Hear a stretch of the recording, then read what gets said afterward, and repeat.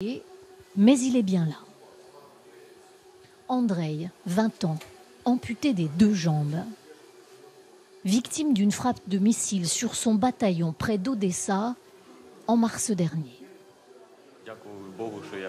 Je remercie Dieu d'être encore vivant. Tout est encore possible. Ce soldat réapprend à marcher avec des prothèses.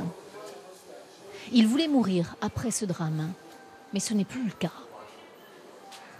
Il trébuche encore beaucoup, y compris psychologiquement, mais il est debout.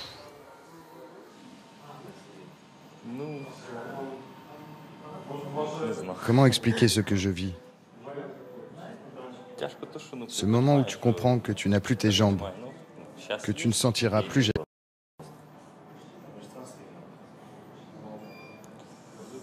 Long silence, il ne finit pas sa phrase.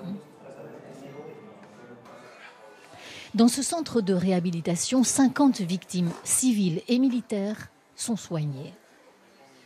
Ce qui frappe, c'est leur jeunesse, la solidarité entre eux et ce handicap souvent assumé devant notre caméra. Ce soldat a connu le dernier jour de l'enfer d'Azovstal, l'usine de Mariupol assiégée. Grièvement blessé, il a été fait prisonnier par les Russes qui l'ont opéré puis libéré. Il explique ce qui l'a aidé à survivre. J'ai compris tout de suite que j'allais être amputé. Mais j'ai aussi réalisé que mes parties génitales n'étaient pas touchées. Et ça, c'était une raison d'espérer. Alors j'ai fait moi-même les gestes d'urgence. J'ai fait mon garrot, je l'ai serré le plus possible. Des récits terrifiants. Pourtant, la plupart de ces hommes souhaitent retourner sur le front. Natalia et son mari sont des civils. Réfugiés à Kiev, ils ont eux aussi vécu des heures terribles.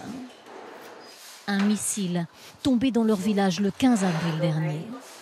Sa jambe sectionnée sur le cou et la course de son mari pour la conduire sous les bombes vers l'hôpital le plus proche. Je ne voulais plus vivre après cela. J'ai eu une sorte d'énorme dépression. Je ne sais pas très bien vous dire. Vous comprenez ce que c'est de devoir s'habituer à cela, de devoir l'accepter? Natalia est suivie dans le même centre que les soldats. Son mari, toujours présent. Depuis qu'elle a réalisé que les combattants amputés sont souvent beaucoup plus jeunes qu'elle, elle refuse de se plaindre.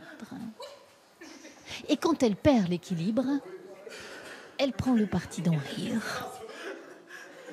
Beaucoup d'amputés à travers le pays attendent des prothèses. Mais ici, on ne peut pas s'occuper de tout le monde. Il faudrait plus de fonds, plus d'argent pour construire un autre centre exactement comme celui-ci.